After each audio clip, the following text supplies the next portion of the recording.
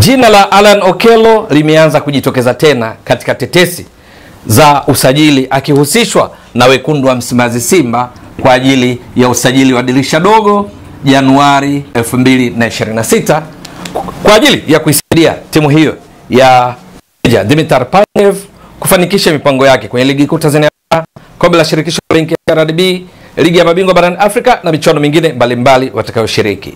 Kijana huyu mchezaji wa kimataifa kutoka Uganda, mchezaji nyota ambaye hivi sasa yupo katika klabu ya Vipers pale nchini Uganda, alikuwa akitajwa sana wakati wa tetesi za usajili ni kwa wekundu wa Msimbazi Simba. Huyu umri wake ni miaka 25 kwa sababu alizaliwa Julai 4 mwaka 2000.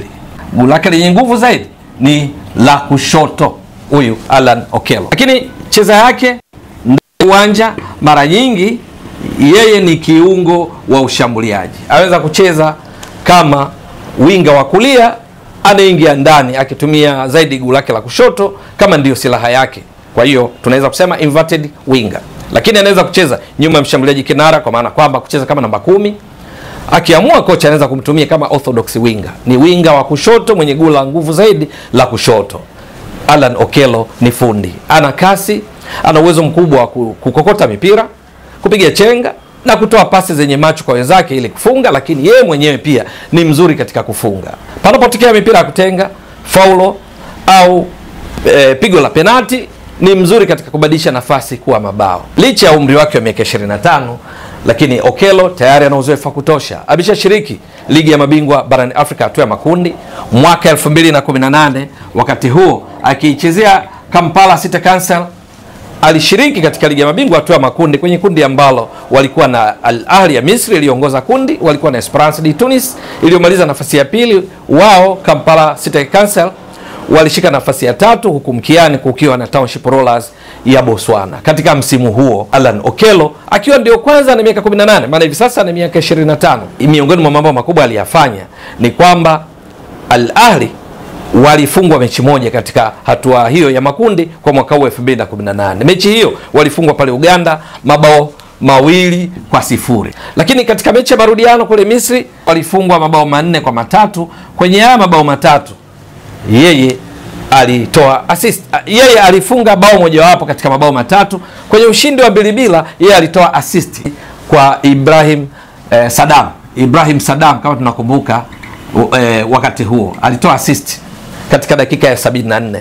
Lakini kwenye mechi ya marudiano wakati wanafungwa 4-3 na Al Ahly Misri, mechi dume kulikweli, yeye alifunga bao moja wapo katika yale matatu, alifunga kwenye dakika ya 82. Wengine waliofunga wanakumbuka vizuri walikuwa ni pamoja na Nunda. Sasa Alan Okello akiwa bado mdogo miaka 18 mwaka huo ameendeleza makali yake karibu katika kila msimu. Msimu uliopita 2024-25 katika ligi kuu ya Uganda, akiwa katika klabu anayochezea sasa ya Vipers, aliwezesha kutoa ubingwa wa ligi kuu ya Uganda huku aking'ara mno. Ni kwa sababu kwenye msimu huu 2024-25 Vipers wakitoa ubingwa katika ligi kuu ya Uganda ambako kuna timu 16, mechi huwa 30, yeye alicheza mechi 30, na katika mechi hizi Alan Okello akafunga mabao, tunasema mabao alifunga 19 na kuwa ndiye top scorer, ndiye mfungaji bora katika ligi kuu ya Uganda. Hiyo itoshi, alitoa assist 4 na hivyo kuchangia mabao 23 kwa ujumla. Yani alikuwa involved kwenye goals and assists 23. Kumbuka Vipers wakati wanatoa ubingwa walifunga mabao 49 wakiruhusu mabao 15. Kwa hiyo mabao 49 yeye kashiriki mabao 23 ambao ni mchango wa around 47% ya mabao yote amehusika Alan Okello. Unaweza kuona ni kwa nini amekuwa akihusishwa na klabu kubwa mbalimbali ikiwamo wekundu wa Msimbazi Simba. Hiyo haitoshi, akiwa na majukumu ya kuitumikia timu ya taifa lake hivi karibuni kwenye michuano ya CHAN ambayo iliandaliwa kwa pamoja na nchi za Tanzania, Kenya na taifa lake la Uganda. Alan Okello alikuwa ni miongoni mwa wachezaji nyota wa kutumainiwa ndani ya timu ya taifa Uganda, ambayo kwa mara ya kwanza ilikwenda mpaka hatua ya robo finali. Kwenye safari hiyo manake ilicheza mechi 4 za hatua ya makundi kwenye group stage, halafu ikacheza mechi moja ya robo finali. Kwa ujumla mechi 5 Okello alicheza mechi zote 5 katika michuano hii. Kwa ujumla alicheza kwa dakika 429. Nini alifanya?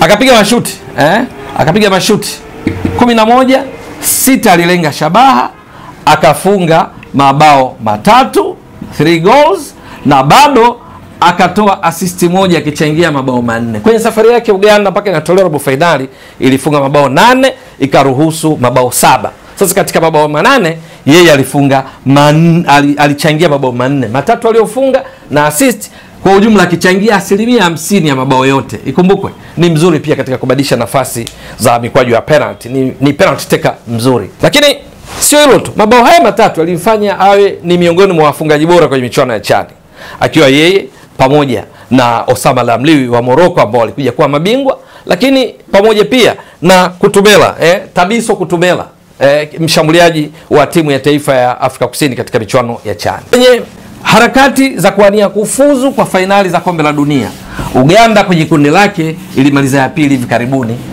vinara wakiwa ni Algeria aliyokwenda moja kwa moja katika fainali za kombe la dunia zinazofanyika mwakani katika nchi za Marekani, Canada na Mexico. Sasa kwenye kundi lao walimaliza wa pili.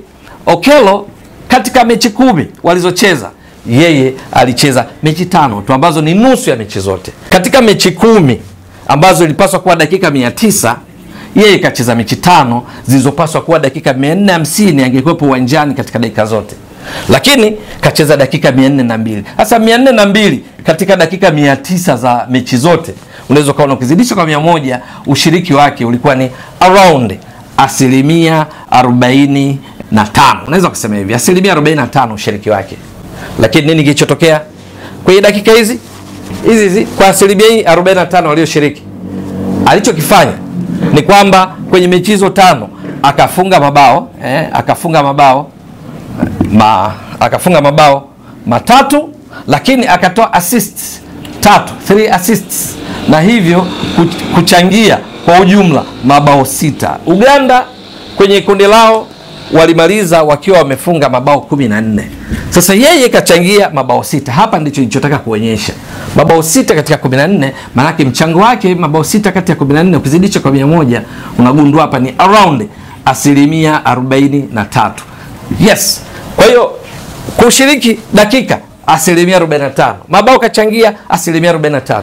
Unaweza kuona ni mchezaji mwenye faida kiasi gani kwa timu anayochezea, madhara kiasi gani kwa timu za wapinzani. Wakati mwingine unaweza usione kwenye assist wala mabao, lakini zile harakati zake, uwezo wake wa kudribble mpira, kupiga chenga, unatoa nafasi, una release nafasi kwa wenzake ili waweze kuzitumia na kuleta madhara. Ndio maana haishangazi kuona anahusishwa na timu kubwa ikiwamo Simba. Sasa baada ya kipindi cha usajili kupita, msimu umeshaanza 25-26, yeye yungali na Vipers, lakini tayari tetesi zimeanza kumhusisha tena na wekundu wa Msimbazi Simba. Mimi sijui, lakini endapo atatoa kweli, maana yake ni nini?